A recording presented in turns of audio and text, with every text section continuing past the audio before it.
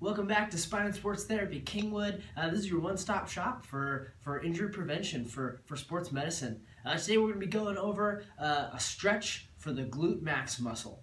The Glute Max muscle is the main muscle that we think of when we talk about the glutes. Very important muscle.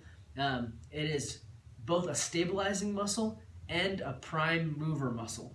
So it helps stabilize the low back, pelvis, hips, but it also is a big explosive muscle that we use for running, for jumping, for squatting, for walking.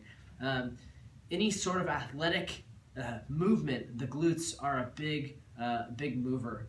So very important muscle. When this muscle is either tight, whether it has knots in it, or whether it's not functioning or not engaging well, it usually leads to a lot of problems.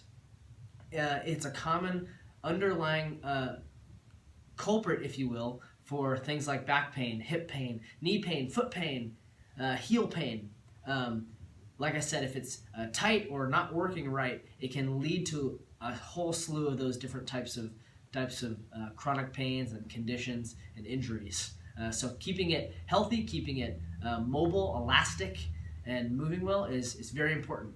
We're going to go over 2 stretches for the glutes today. The first one's going to be my go-to stretch. The second one is an alternate version that's very good and is really meant for those if you can't do the first version. So we're going to jump right into it. This is my go-to stretch for the Glute Max muscle. I'm going to go sideways here so you can see a little better. I'm going to get in a quadruped position. I'm going to move my left leg behind me, and I'm going to bring my right knee so it's underneath my breastbone, right underneath my chest here. And then the stretch is simply kind of sinking backwards into that hip. You can lean forward if you want, but just keep your back straight as opposed to rounding your back. Rounding your back does nothing for the glutes, and I'm partial to just not going downwards at all, but simply sinking your hips backwards. That gets a pretty good stretch right in that Glute Max muscle. And I'll show you in a second where my knee is, but it's very important to get your knee all the way into the middle of the breastbone. So just to give you this perspective here, you want the knee to be there. So actually it's even a little bit further over than my breastbone. I see a lot of people make the mistake that they'll leave the knee here on this side, and this gets more of the external rotators of the hip, which is fine, but it's just not the glutes. The further over you bring that knee, the more you'll get that glute muscle. You can also just experiment with moving it further over. You're going to get different aspects of the glute. But right there, closer to the middle, closer to the breastbone, that's usually a pretty good area where most people can feel that stretch. I'll show you with this side as well. So knee to midline, knee is right underneath my breastbone, and then I'm sinking backwards into that hip. And that is my go-to stretch for the glute muscle. If for some reason you're not able to get down to the ground, this is uncomfortable for your knees perhaps, then here's another really great glute stretch.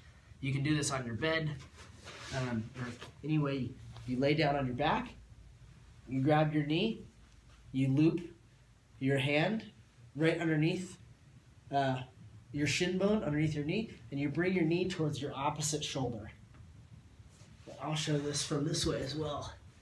Bring that knee up, loop hand underneath, and bring towards the opposite shoulder. So this stretches that glute muscle.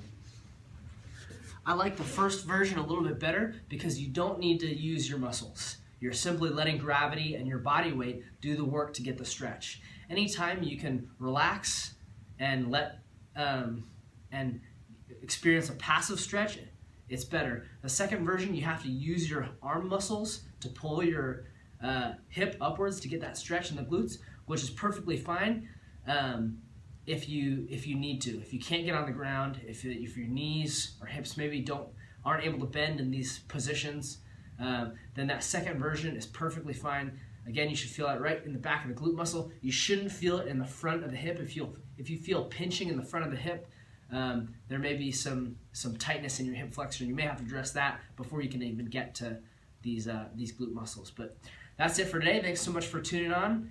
Make sure you try out this stretch. Feel free to leave a comment or a question, and don't forget to hit that subscribe button.